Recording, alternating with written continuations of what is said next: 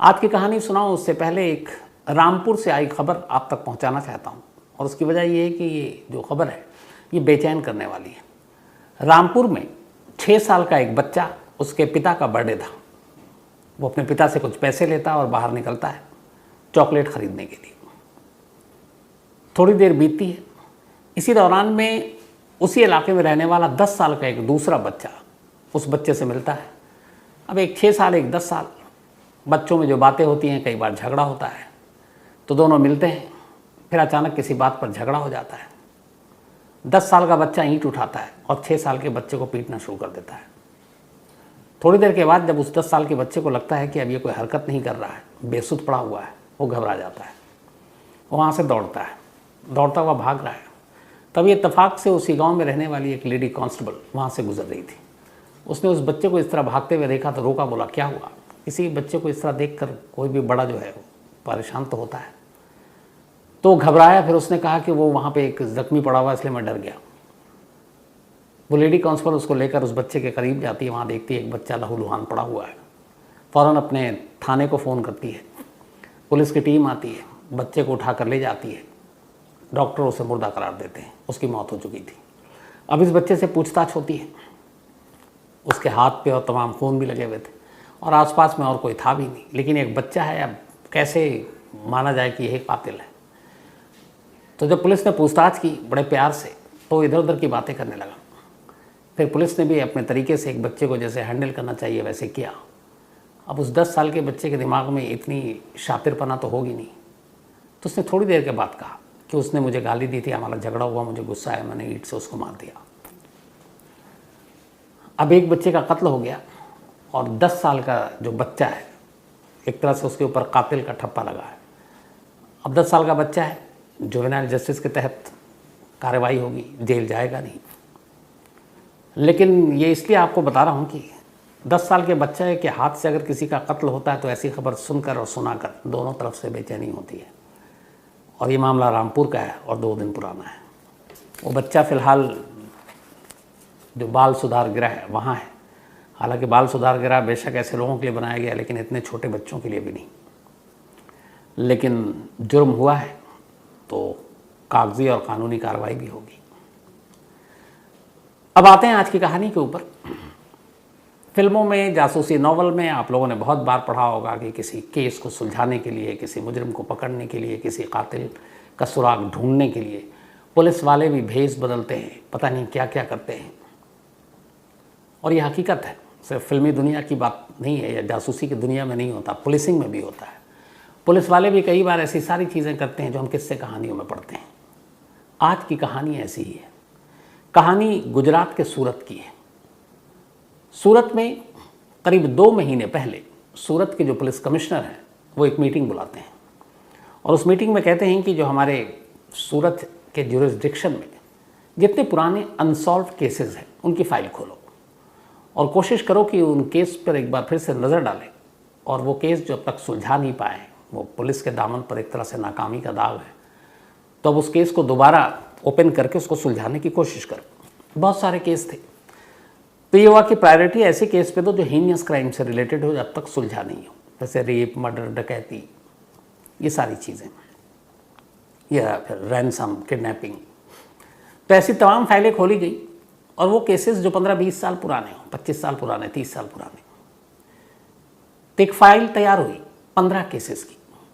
15 वो केसेस जो या तो कत्ल के थे, या किडनैपिंग के थे, या फिर रेप के थे, या फिर डकैती के थे।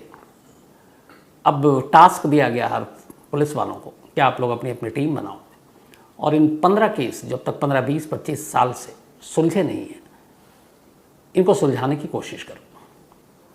उन्हीं में से एक केस एक कत्ल का था जो 2001 में सूरत में हुआ था।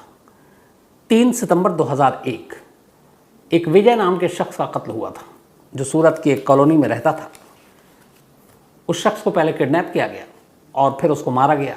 उसकी लाश सुनसान जगह पर मिली थी। बाद में जब पुलिस ने तफ्तीश की तो 3 लोगों के नाम सामने आए। उनमें से एक नाम था पदम। पदम उसी सोसाइटी के एक कमरे में किराए पर रहता था जहां विजय रहा करता था। तो जो तफ्तीश हुई उसके बाद जो सच्चाई सामने आई वो ये थी कि जिस विजय का कत्ल हुआ, उसकी एक मुँह बोली बहन थी। उस मुँह बोली बहन के साथ पदम का इश्क था, लेकिन अक्सर जब भी वो मिलने की कोशिश करता तो विजय कहीं ना कहीं से टपक पड़ता। तो पदम को लगा कि ये इसके इश्क के रास्ते में रोड़ा बन रहा है और इसके रहते हुए वो खुलकर मिल नहीं सकता। और ये बात हालांकि उसकी गर्लफ्रेंड को नहीं मालूम। उसने अपने 2 दोस्तों के साथ मिलकर कहा कि इस विजय को रास्ते से हटा दें तो फिर मेरा रास्ता आसान हो जाएगा। इसी के बाद 3 सितंबर को किसी बहाने से 2001 सुनसान जगह पर ये विजय को बुलाते हैं, शराब पिलाते हैं और फिर उसका कत्ल कर देते हैं। कत्ल करने के बाद अब मालूम है पदम को कि पुलिस उस तक पहुंचेगी। पदम भाग जाता है, उसके जो 2 साथी थे वो भी भाग लेते हैं, लेकिन वो पकड़े जाते हैं। पदम नहीं पकड़ा जाता। अब पुलिस जब उसके बारे में खंगालती तो पता चलता कि वो उड़ीसा का रहने वाला है। पुलिस की एक टीम उड़ीसा जाती है, वहाँ उसके गांव में तमाम लोगों से पूछताछ होती है। कई दिनों तक पुलिस की टीम डेरा डाले होती है, लेकिन पदम उनके हाथ नहीं आता। पुलिस लौट जाती है। धीरे धीरे वक्त बीतता है। पुलिस कभी कभी इस केस के पन्ने को पलटती है, पता करती है कि पदम कहाँ है। उसके गांव वालों के ज़रिए लोकल पुलिस से उड़ीसा में ढूंढती है कि वो लौटा कि नहीं लौटा या कहाँ है, लेकिन कोई सुराग नहीं मिलता। 2001 का ये केस धीरे धीरे 23 साल बीत जाते हैं। 2023 आ गया। अब 2023 में ही 2 महीने पहले पुलिस कमिश्नर ने कहा कि इस केस की पड़ताल करो। तब तक उसकी फरारी के बाद उसके ऊपर 45,000 रुपये का इनाम भी रखा गया था पदम की गिरफ्तारी पर। अब 15 ऐसे टॉप केसेस जो अनसॉल्व थे सूरत पुलिस की प्रायोरिटी पे थे और उनमें एक केस इस पदम का था। अब एक पुलिस की टीम बनाई गई और कहा गया 3 लोगों की ये टीम थी और कहा गया कि आप इस केस को सुलझाओ। अब मुश्किल ये थी कि 23 साल पुराना केस, पता नहीं वो जिंदा भी है कि मर गया, फिर कहाँ होगा। पुलिस ने तमाम वहीं से जहाँ से ये क्राइम हुआ उस लेडी, उस सोसाइटी के लोगों से भी पूछताछ की। कोई सुराग मिलना नहीं था, मिला भी नहीं। अब इसके बाद इनके पास एक ही सिरा था और वो था उड़ीसा का वो गांव जहाँ का पदम रहने वाला था कि वहाँ से कुछ पूछताछ करें। पुलिस की टीम ने उड़ीसा में अब नए सिरे से छानबीन की कि शायद वो आया हो, नाम बदल कर, भेज बदल कर रहता हो, क्योंकि कोई शख्स अगर भागा हुआ है कम से कम अपने परिवार से तो छुप कर नहीं रहेगा। लेकिन उड़ीसा से भी कोई ख़ास कामयाबी मिली नहीं। अब तफ्तीश जारी है। महीने भर से पुलिस इस केस पे लगी रही, बिल्कुल डेड एंड, सुराग कोई नहीं। लगा 23 साल में जो नहीं सुलझा वो अब क्या सुलझेगा। लगभग पुलिस मायूस होती जा रही थी। लेकिन इस बार एक काम किया था, चूँकि टास्क दिया था कमिश्नर ने, कि उन्होंने उस गांव में अपने कुछ लोगों को छोड़ा और गांव के कुछ उनके जो फैमिली के मेंबर थे उनके कुछ नंबर इनके पास थे, वो नंबर लेकर आए। अब नए मोबाइल नंबर, 2001 में तो मोबाइल भी नहीं था उस वक्त, मतलब इस परिवार के पास। और 2001 में मोबाइल था भी तो बड़ा महंगा था, हर कोई अफोर्ड नहीं कर सकता था, बिल इतना था। तो परिवार के कुछ लोगों के पास मोबाइल था। पुलिस ने उस मोबाइल को का नंबर लिया, वापस लौटी सूरत और अब उस नंबर पर नज़र रखे हुए है कि शायद परिवार के मोबाइल पर कोई ऐसा कॉल आए जिसके ज़रिए वो पदम तक पहुंच सके। धीरे धीरे कई दिन और बीत गए, कोई सुराग नहीं। लेकिन तभी एक रोज़ एक नई उम्मीद जगी। पदम के घर वालों के फ़ोन पर एक कॉल आया। जब कॉल आया और पुलिस ने बातचीत सुनी तो पता चला कि ये पदम है। नाम उसने कुछ और बताया। इसके बाद अब पुलिस को लगा कि वो जिंदा है। इसके बाद जिस नंबर से कॉल आया पुलिस ने उसके नंबर को ट्रेस किया, पता किया कहाँ का है, तो पता चला कि ये मथुरा से है। अब पहली बार ऐसा लगा कि पुलिस केस को सुलझा लेगी। 3 लोगों की एक टीम मथुरा के लिए रवाना होती है। मथुरा जाने के बाद अब इन्हें पता चला कि इधर उधर जो फ़ोन पे बातचीत हुई, तो एक तो टीम पहले उड़ीसा में बातचीत की कि जो फ़ोन आया क्या है, कहाँ है। तो घर वालों ने बताया कि वो मथुरा में है और मथुरा में एक गांव है जहाँ पे वो इस वक्त रह रहा है और भेष बदल कर रह रहा है और उसने अपना नाम भी बदल दिया। अब उसका नाम पांडा है। तो पदम से अब वो पांडा बन गया और एक साधु के भेष में मथुरा में है। लेकिन अब मथुरा बहुत बड़ा और मथुरा में किस आश्रम में रह रहा है, हज़ारों आश्रम है वहाँ पे, कहाँ ढूंढा जाए। फिर भी पुलिस की टीम ने कहा कि चलो मथुरा चलते हैं और 23 साल पुराने पदम को ढूंढते हैं, जिसने अब अपना नाम बदल लिया है। पदम सूरत पुलिस को 23 साल तक बाबा या साधु बनकर उलझाता रहा, भटकाता रहा। लेकिन ये अकेला मामला ऐसा नहीं है। अपने देश में ऐसे कई बाबा और साधु हुए जिनका सच शुरुआत में सामने नहीं आया, और जब आया तो पूरा देश चौंक उठा। कुकू एफएम पर उसके ऑडियो बुक में ऐसे ही 2 बाबा की कहानी आप सुन सकते हैं, baba and Indian politics. Baba and Indian politics, इसमें एक बाबा तो वो है जिसने ब्रिटेन के एक नेता के बारे में भविष्यवाणी की कि वो प्राइम मिनिस्टर बनेंगे, और सच में ऐसा हुआ।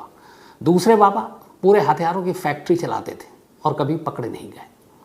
इनमें से एक चंद्रास्वामी और दूसरे धीरेन्द्र ब्रह्मचारी। तो इन बाबाओं की पूरी कहानी, कैसे ये तंत्र मंत्र का इनका पूरा जाल था, कैसे बड़े बड़े नेता इनके वश में थे, कुकू एफएम के ऑडियो बुक में बाबा एंड इंडियन पॉलिटिक्स डिटेल में आप ये कहानी सुन सकते हैं। कुकू एफएम देश का बेस्ट ऑडियो शो प्लेटफॉर्म है, जिसके 15 लाख से ज़्यादा एक्टिव हिंदी पेड सब्सक्राइबर हैं, और यहाँ हर महीने 4200 घंटे के कंटेंट्स के साथ ये लगातार बढ़ रहा है। कुकू एफएम ऐप पर 10,000 से ज़्यादा ऑडियो बुक हैं, जिसे आप कहीं भी कभी भी सुन सकते हैं, हिंदी में सुन सकते हैं। इसमें biography, business, crime, entertainment, politics तमाम बुक हैं। क्राइम तक फैमिली के लिए इस वक्त एक खास ऑफर है। कुकू एफएम ऐप के पहले महीने के सब्सक्रिप्शन पर पूरी क्राइम तक फैमिली के लिए 50% डिस्काउंट है। यानी पहले महीने के लिए सिर्फ 49 रुपये में आपको 10,000 ऑडियो बुक का ऐसा खजाना मिलेगा जिसे आप जहाँ चाहें सुन सकते हैं और अपना ज्ञान बढ़ा सकते हैं। इस वक्त आप अपनी स्क्रीन पर एक QR कोड देख रहे हैं, इसे स्कैन करके direct Kuku FM app download कर सकते हैं। और इसके अलावा क्राइम तक फैमिली के लिए नीचे दिए गए डिस्क्रिप्शन बॉक्स में लिंक को क्लिक करें और कूपन कोड CRIME50 लगाएं, जिससे पूरी फैमिली को 50% डिस्काउंट के साथ 99 रुपये का सब्सक्रिप्शन सिर्फ 49 रुपये में मिलेगा। इसके बाद 3 पुलिस वाले, जिनमें एक का नाम सहदेव, एक का नाम जनार्दन हरिचरण और एक का नाम अशोक, ये पहुंचते हैं मथुरा, और मथुरा के अलग अलग आश्रम में तमाम साधुओं को खंगाल रहे हैं। करीब 8 दिन तक ये मथुरा में खाक छानते रहते हैं, भटकते रहते हैं इधर उधर कि शायद कोई सुराग मिले, लेकिन कोई सुराग नहीं मिलता है।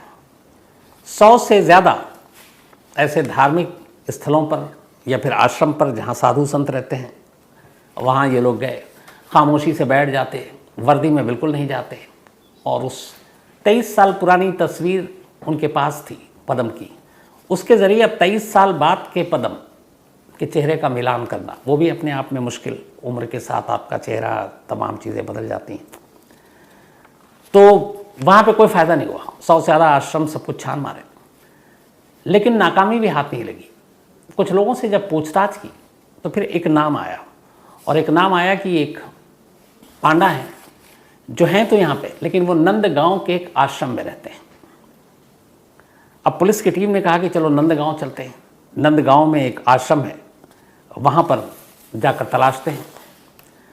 तो पुलिस की टीम नंदगांव पहुँचती है, और नंदगांव में जब ये जाती है तो एक खतरा था कि अगर सचमुच पदम वहीं पर है तो फिर वो पुलिस को देखकर भाग जाएगा। और पुलिस को ये भी पता था कि अगर वो उसने अपना भेष बदल लिया तो साधु के भेष में उसका लुक क्या होगा नया, ये मालूम नहीं। तो एक तो वर्दी में नहीं जा सकते, दूसरा वहाँ पे चूँकि आश्रम में आमतौर पर साधु और यही लोग रहते हैं, तो आप नॉर्मल कपड़े पहनकर भी वहाँ नहीं रह सकते। तो फिर क्या किया जाए? तब इन तीनों पुलिस वालों ने तय किया कि वो खुद साधु का रूप धारण करेंगे। ये जो तस्वीर आप तीनों की देख रहे हैं, ये तीनों पुलिस वाले हैं, सूरत पुलिस से। तो उन्होंने अपना साधु का वस्त्र धारण किया, माथे पे तिलक लगाया, साधु का वेशभूषा पूरा धारण करने के बाद अब ये नंदगांव में पहुंचते हैं और अलग अलग आश्रमों में ढूंढते फिरते हैं। तभी जब अलग अलग आश्रम में गए तो एक जगह उनको पता चला कि एक बाबा चरण पांडा करके यहाँ पर हैं, और पांडा बहुत सारे साधुओं के नाम थे, बट ये हुआ कि एक बाबा चरण पांडा, फिर एक और नाम पता चला कि गौरी बहरी उर्फ गौरी गंगा दास पांडा। तो उन्होंने कहा कि चलो, अच्छा लोगों से हुलिया भी पूछ रहे थे साधु बनकर, फोटो देखकर, तो कुछ ने कहा ये मिलते हैं, ये बाबा हैं। तो फिर आखिरकार पुलिस की टीम पहुंची उस आश्रम में जहां सचमुच पद्म पांडा बाबा बनकर रह रहा था। अब वहाँ ये था कि कंफर्म करना था पहले कि किसी गलत आदमी को तो नहीं उठा लिया, किसी गलत साधु संत को उठा लें, आश्रम वहाँ का मौका माहौल ऐसा तो उल्टा पड़ जाएगा। तो अब ये निश्चिंत कैसे करें? और जब सामने पांडा साहब आए तो पुलिस खुद कंफ्यूज थी 23 साल पुरानी तस्वीर देखकर कि ये वही शख्स है या कोई और है, क्योंकि पूरा हुलिया बदला हुआ था, फिर उम्र का भी असर था। तो अब क्या करें, डायरेक्ट पूछे तो गड़बड़ है, अगर वो उसको भनक लग गई तो भाग जाएगा। तो फिर पुलिस ने कहा कि एक काम करते हैं, ये सामने है और शक इसी पर है, अब इसी आश्रम में रहते हैं। और पुलिस ने उसी आश्रम में रहने का फैसला किया जहाँ पांडा था। अब पहले दिन वहाँ पुलिस वाले साधु बनकर तीनों रह रहे हैं, पांडा के इर्द गिर्द हैं। जब एक दिन गुजर गया साधु बनकर रहते हुए, तो अगले दिन फिर उन्होंने कहा, इच्छा जताई बाकी लोगों से कि वो ये जो बाबा पांडा हैं इनकी सेवा करना चाहते हैं, उनसे बहुत प्रभावित हैं। तो कुछ ने कहा कि चलिए मिलाता हूँ। तब उस गंगादास पांडा के पास कुछ साधु ले गए, उन्होंने कहा ये आपके भक्त हैं तीनों, आपकी सेवा करने चाहते हैं। तो पांडा ने कोई आपत्ति नहीं जताई। अब इसके बाद ये 3 पुलिस वाले साधु बनकर अगले 24 घंटे तक पांडा यानी पदम के पास रहते हैं और उसकी सेवा करते हैं, बाकायदा पैर भी दबा रहे हैं। और इसी दौरान में बातचीत करते करते वो अपने गुरु मानते हुए उनकी कुंडली भी खंगाल रहे हैं और पूछ रहे हैं कि बाबा आप कहाँ कैसे। तो इसी चक्कर में बाबा ने कुछ ऐसी बात बता दी जिसके बाद पुलिस वालों को यकीन हो गया कि यही है पदम। उड़ीसा का उन्होंने जिक्र कर दिया, गुजरात वो जा चुके हैं ये भी बता दिया, क्योंकि इन साधुओं ने कहा हम देश भर में भ्रमण करते रहते हैं, हम गुजरात भी गए, सूरत भी गए। तो बाबा आपने कभी सूरत देखा, उन्होंने बता दिया। बाबा उड़ीसा का भी उन्होंने बता दिया। तो जब ये सारी चीज़ें बता दी तो फिर पुलिस वालों को यकीन हो गया। 24 घंटे की सेवा के बाद फिर अचानक पुलिस वाले बड़े प्यार से बाबा से कहते हैं चलिए, और तब तक वो लोकल पुलिस को इन्फॉर्म करते हैं और बताते हैं कि 23 साल से फरार हमारा एक मुजरिम यहाँ साधु के भेष में नाम बदल कर रह रहा। और बाकायदा वो केस फाइल उनके पास, लोकल पुलिस ने देखा। इसके बाद लोकल पुलिस ने कोई ऑब्जेक्शन नहीं किया। अब सूरत पुलिस पांडा साहब को लेकर सूरत रवाना हो जाती है। अभी भी उनकी अपनी जो बयान और इस केस के बारे में जो भी कहना था वो बाकी था। अब सूरत जाने के बाद पांडा साहब से पूछताछ होती है, उर्फ पदम। तो पदम से जब पूछताछ हुई तब उसने फिर पूरी कहानी सुनाई। उसने कहा हाँ, सूरत में रहने के दौरान उसको एक महिला से प्यार हुआ, लेकिन विजय नाम का शख्स अक्सर उसके मिलने पर आपत्ति करता था और इसलिए वो उससे मिल नहीं पाता था। उसे लगा कि वो उसके रास्ते का रोड़ा है और इसीलिए एक रोज़ उसने उसका कत्ल कर दिया। उसे बताया कि कत्ल करने के बाद वो घबरा गया, वो सीधे सूरत से भाग के उड़ीसा आया।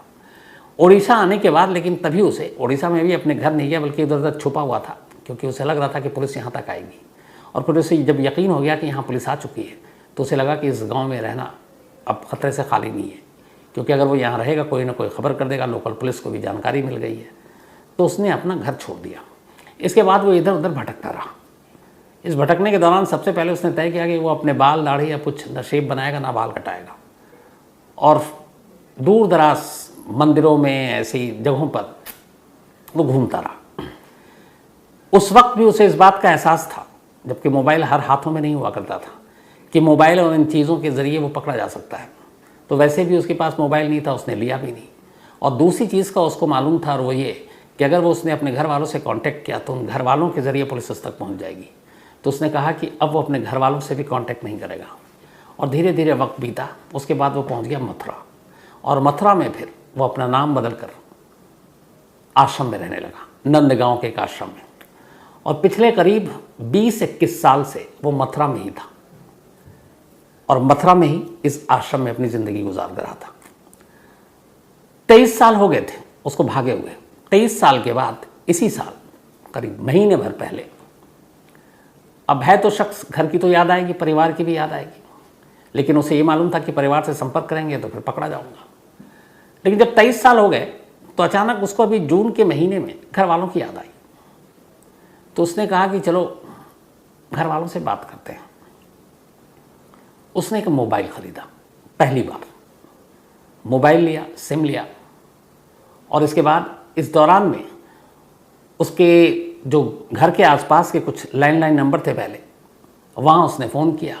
फिर पता चला उसके घर के रिश्तेदार, जो घर के लोग हैं, उनके पास मोबाइल है। उसने मोबाइल नंबर लिया, अपने बारे में कुछ बताया नहीं, और फिर जब मोबाइल नंबर लिया तो उसके बाद अपने घर में भाई और बाकी लोगों से बातचीत की। इधर उसे पता नहीं था कि ये नंबर गुजरात पुलिस के पास भी है। तो जब उसने भाई से पूरी बातचीत की तो वो सारी चीज़ें गुजरात पुलिस तक पहुंच गई और इसका नंबर भी आ गया, और इस तरीके से पुलिस 23 साल बाद उस तक पहुंच गई। तो यहाँ पे पदम को ये लगा, उसने पुलिस को बताया कि अब 23 साल हो गए, मुझे लगा केस ख़त्म, कहाँ पुलिस भी भूल गई, और अब इतने साल के बाद कौन मुझे ढूंढेगा। तो इसी गलतफहमी में मैंने मोबाइल ख़रीद कर अपने घर वालों से बात कर ली, और ये एक छोटी सी गलती उसके ऊपर भारी पड़ गई। अब पुलिस ने उसे गिरफ्तार किया। पुलिस टीम की तारीफ़ भी हो रही है कि उन्होंने इस केस को सुलझाया, और 23 साल बाद अगर कायदे से देखें तो उस वक्त पकड़ा जाता तो शायद 2001 उम्र कैद की अगर सज़ा होती तो 14 साल, यानी कि मतलब लगभग 2015 तक वो बाहर आ जाता। लेकिन अब 23 साल बाद पकड़ाया है, और 23 साल के बाद अगर मिनिमम उसको उम्र कैद की सज़ा होती है, हालांकि इसमें कोई रेयरेस्ट ऑफ रेयर केस है नहीं, तो फांसी होनी नहीं है, तो उम्र कैद की सज़ा होती है। तो अब 14 वाली होगी या ताउम्र होगी, पता नहीं, लेकिन ये है कि अब बाकी की ज़िंदगी उसको जेल में काटनी पड़ेगी। लेकिन दूसरा पहलू ये है कि जो ज़िंदगी उसको तब जेल में काटनी थी तब वो आज़ाद था। तो आने वाले दौर में या आने वाले वक्त में इस केस में क्या होगा, ये फ़िलहाल कुछ साल के बाद ही पता चलेगा। तो ये थी कहानी।